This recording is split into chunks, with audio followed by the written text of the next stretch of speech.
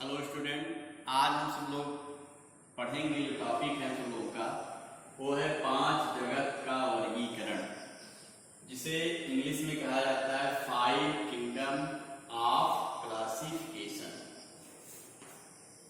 ठीक है, इसके पहले हमने पढ़ा 2 किंगडम क्लासिफिकेशन, उसके बाद में पढ़ा था 3 किंगडम क्लासिफिकेशन, उसके बाद पढ़ा 4 किंगडम क्लासिफिकेशन। आज हम पढ़ेंगे 5 किंगडम ऑफ क्लासिफिकेशन। ये जो क्लासिफिकेशन है आर.एच. व्हीटकर वैज्ञानिक ने प्रपोज किया, या आप कह सकते हो आर.एच.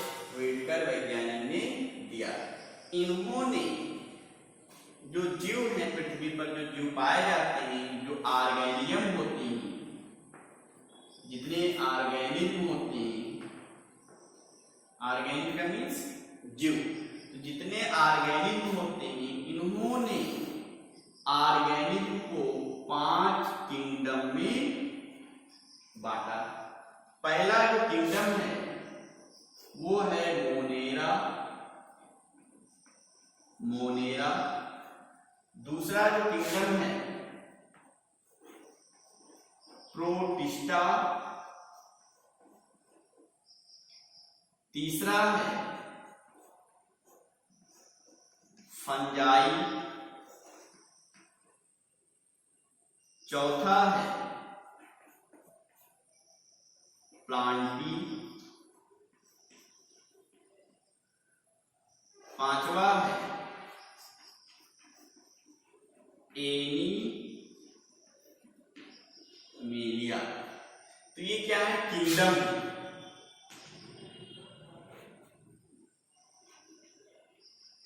किंगडम कौन सा रूप से? जगत।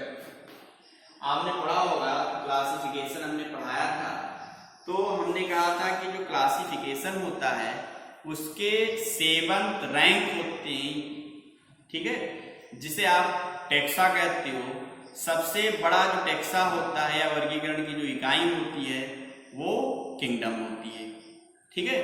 तो यहाँ पे जो किंगडम है 5 किंगडम है। पहला है मोनेरा, दूसरा है प्रोटिस्टा, तीसरा है फंजाई, चौथा है प्लांटी और पांचवा क्या है? एनिमेलिया।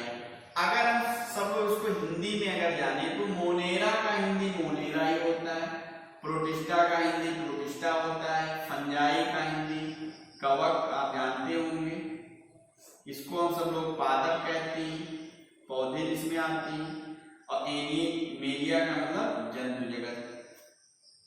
ठीक।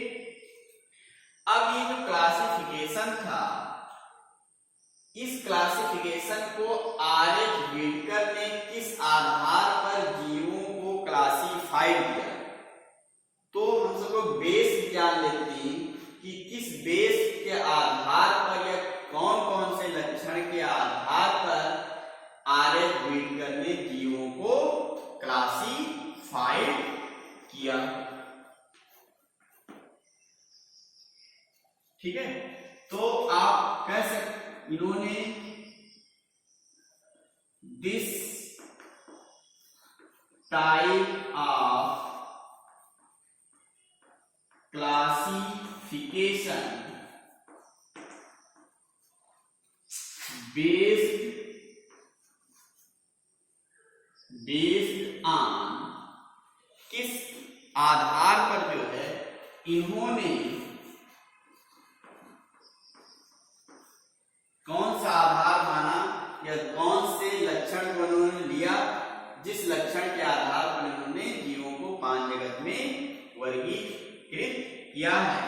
तो पहला यहाँ पे है, जो पहला कैरेक्टर है वो है सेल स्ट्रक्चर। पहला जो है वो क्या है? Cell structure. सेल स्ट्रक्चर, कोशिका की संरचना।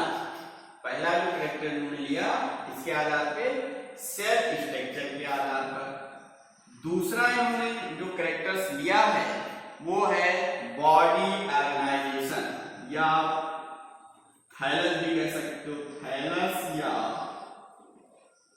बॉडी ऑर्गेनाइजेशन,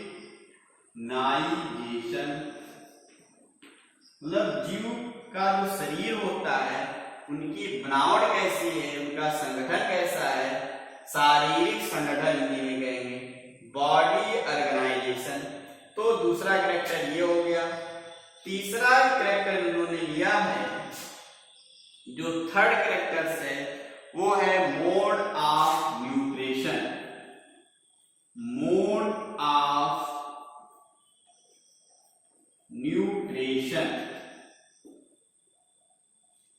कौन सा मोड, पोषण के जो है कौन से विधि है, मोड कौन है, वो उन्होंने नेक्स्ट कैरेक्टर लिया। और जो फोर्थ कैरेक्टर उन्होंने लिया है वो कैरेक्टर्स है रिप्रोडक्शन।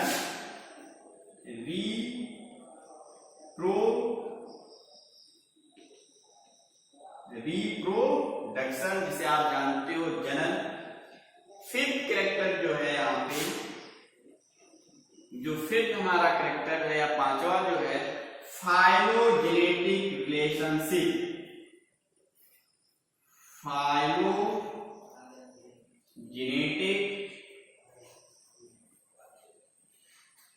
रिलेशनशिप, फाइलोजेनेटिक रिलेशनशिप जिसे आप क्या कह सकते हो, इवोल्यूशनरी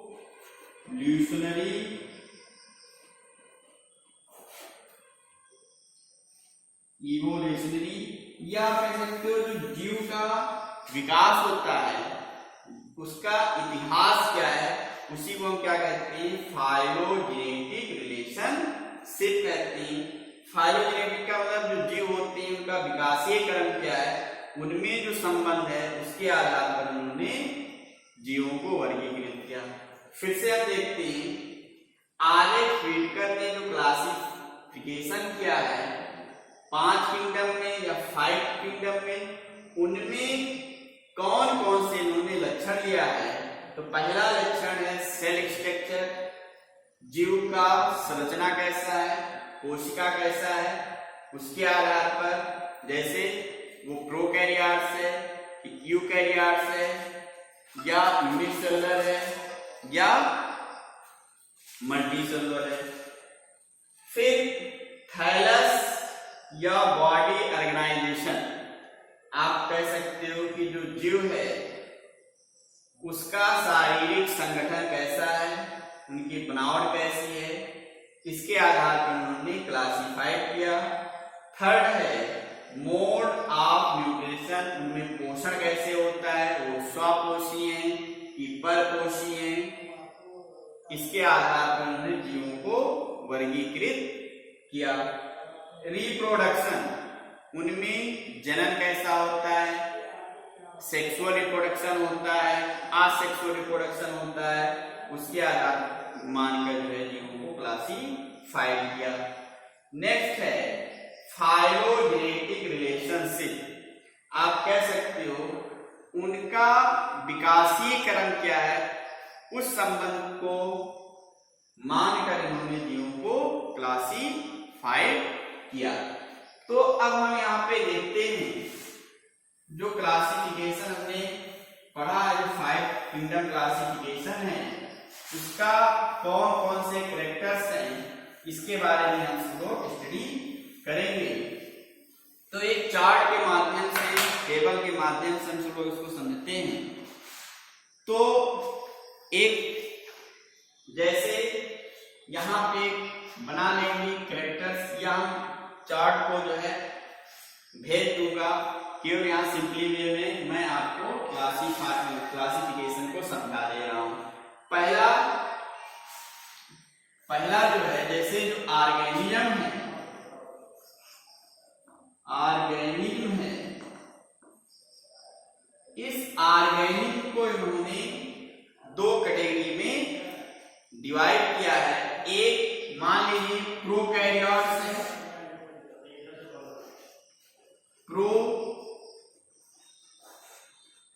प्रोकैरियोटिक, दूसरा यूकैरियोटिक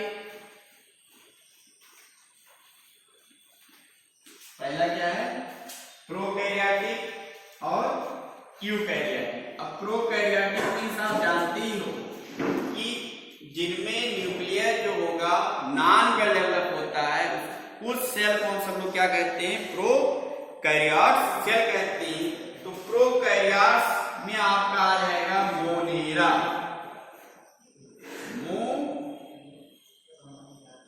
मोनेरा, ठीक है, क्या आ गया, मोनेरा। दूसरा यूकैरियोटिक जो होती है, ये भी दो टाइप की होती है। एक होता है यूनिसेलुलर,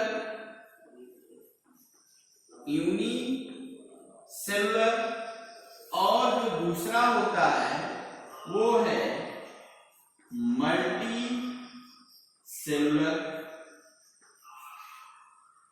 पहला यूनिसेलुलर का मतलब ऐसे जीव जिनकी शारीरिक जो ऑर्गेनाइजेशन होगा या जो बनावट होगी वो एक सेल से बने होती हैं, इसलिए उन जीवों को हम सब लोग क्या कहते हैं, यूनिसेलुलर कहेंगे, या हिंदी में क्या कहते हैं, एक कोश के कहेंगे।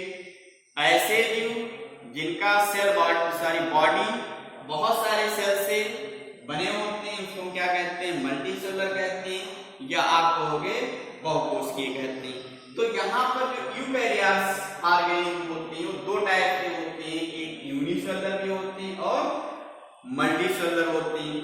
तो यूनिसेलुलर में जो है, जो यूनिसेलुलर होगा वो आपका आ जाएगा प्रोटिस्टा, प्रोटिस्टा।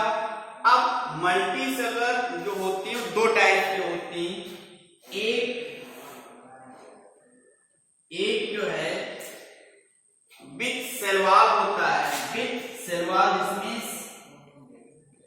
कोशिका भित्ति जो होती है पाई जाती है, और एक होता है without cell wall, without cell wall. एक में कोशिका भित्ति प्रेजेंट होती है और एक में कोशिका भित्ति एब्सेंट होती है।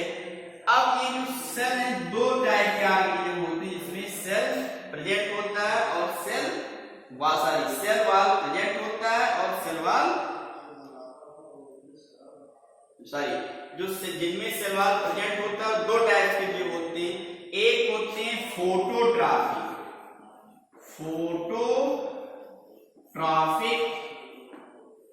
क्या होते हैं, फोटोट्रॉफिक होते हैं। एक होते हैं हेट्रोट्रॉफिक होती, एक होंगे फोटोट्रॉफिक और दूसरा हेट्रोट्रॉफिक। फोटोट्रॉफिक में आ जाएगा आपका प्लांटी, फोटोट्रॉफिक में आ जाएगा Plantae. Photo means light, trophic का मतलब मोड ऑफ न्यूट्रिशन, जो लाइट का यूज करके भोजन बनाएंगे या फोटोसिंथेटिक करके भोजन बनाएंगे, उन ऑर्गेनिज्म को जो है हम लोग क्या कहते हैं, फोटोट्रॉफिक कहते हैं। फोटोट्रॉफिक करने वाले जन प्लांटी, मतलब जितने प्लांट होंगे वो सभी क्या करते हैं, फोटोट्रॉफिक होती हैं। हेट्रोट्रॉफिक जो पोषण के लिए दूसरे जीवों पर निर्भर होती हैं, उनको हम क्या कहते हैं, हेट्रोट्रॉफिक कहते हैं। और हेट्रोट्रॉफिक में आपका आ जाएगा एनीमेलिया, फंजाई आएगा, क्या आएंगे, फंजाई आएगा, ठीक है। विदाउट सेल वॉल, जिसमें कोशिका भित्ति एब्सेंट होती है, उनको हम सब लोग इसमें रखेंगे एनीमेलिया, इसमें रखेंगे एनीमेलिया। अब देखिए यहाँ पे हमने 5 फिंगर क्लासिफिकेशन क्लासिफाइड कर दिया। मोनेरा 1, प्रोटिस्टा 2, प्लांटी 3, फंजाई 4 और एनीमेलिया 5, ठीक है। अब फिर से हम देख लेते हैं। देखिए जीवों को आर्य फ्रीडकर ने जो है 5 जगत में बांटा है। पहला है जो जीव प्रोकैरियोट्स होते हैं और यूनिसेलुलर होते हैं, उन जीवों को इन्होंने किसमें रखा, मोनेरा में। जैसे एग्जाम्पल, यहाँ पे एग्जाम्पल भी देते चलिए। जो एग्जाम्पल इन्होंने लिया है वो है ब्लू ग्रीन एल्गी, नीली हरी शैवाल, और आपका आएगा बैक्टीरिया। इसमें आएगा बैक्टीरिया आता है, ये उदाहरण हो गया। प्रोटिस्टा, प्रोटिस्टा में उन जीवों को रखा जाएगा जिनकी शारीरिक संगठन क्या होगी, एक कोशिकीय होंगे और सेल स्ट्रक्चर जो होगा वो प्रोकैरियोट्स, सॉरी यूकैरियोट्स होंगे। एक कोशिकीय होंगे, यूकैरियोट्स होंगे, उनको किसमें रखते हैं, प्रोटिस्टा में रखेंगे। उदाहरण हो जाएगा यहाँ पे जैसे अमीबा आ जाएगा, आपका अमीबा आ गया, यूग्लिना आ गया और पैरामीशियम आ गया। तो जितने एक कोशिकीय और यूकैरियोट्स ऑर्गेनिज्म होंगे उनको हम किसमें रखेंगे, प्रोटिस्टा में रखेंगे। ठीक है, यहाँ पे जिनमें सेल वॉल प्रेजेंट होगा और यूकैरियोट्स होंगे और मल्टी सेलुलर होते हैं उनको हम सब लोग किसमें रखेंगे, आल प्लांट। ये आल प्लांट का उदाहरण हो जाएगा जो हायर प्लांट्स हैं। और जिनमें यूकैरियोट्स होंगे, बहुकोशिकीय होंगे और सेल वॉल प्रेजेंट होंगे लेकिन वो भोजन स्वयं नहीं बना पाते हैं। ठीक है, तो उनको हम किसमें रखेंगे, हेटेरोट्रॉपिक, जैसे सभी फंजाई आ जाएगा। और एनिमेलिया में हम उनको रखेंगे जो यूकैरियोट्स होती हैं, मल्टी सेलुलर होती है, जिनमें सेल वॉल जो होता है एब्सेंट होता है, उनको हम किसमें रखेंगे, एनिमेलिया में रख देंगे।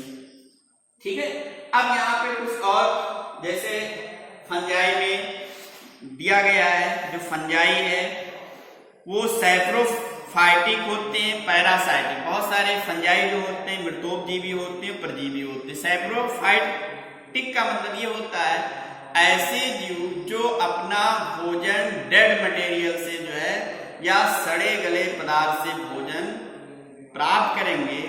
ठीक है, उनको हम क्या कहते हैं, सैप्रोफाइटिक ऑर्गेनिज्म कहेंगे। पैरासाइट्स मींस परजीवी, ऐसे जीव जो दूसरे जीवों से अपना भोजन प्राप्त करेंगे उसको हम क्या कहेंगे, पैरासाइट कहते हैं।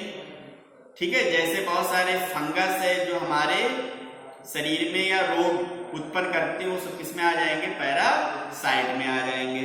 फिर यहाँ पे कुछ न्यूक्लियर मेम्ब्रेन है, सेल वॉल की बनावट क्या है, तो मोनेरा में जो सेल वॉल बना होगा वो पॉलीसैकेराइड अमाइनो एसिड से बना होता है। ठीक है, और फंजाई में जो सेल वॉल बना होगा सेलुलोज से बना होता है।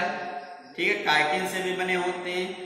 और प्लांट में सेल वॉल किससे बना होता है, सेलुलोज से बने होते हैं। एनिमल्स में दिया गया हेटेरोट्रॉपिक होते हैं और होलोजोइक होते हैं, और सैप्रोफाइटिक होते हैं।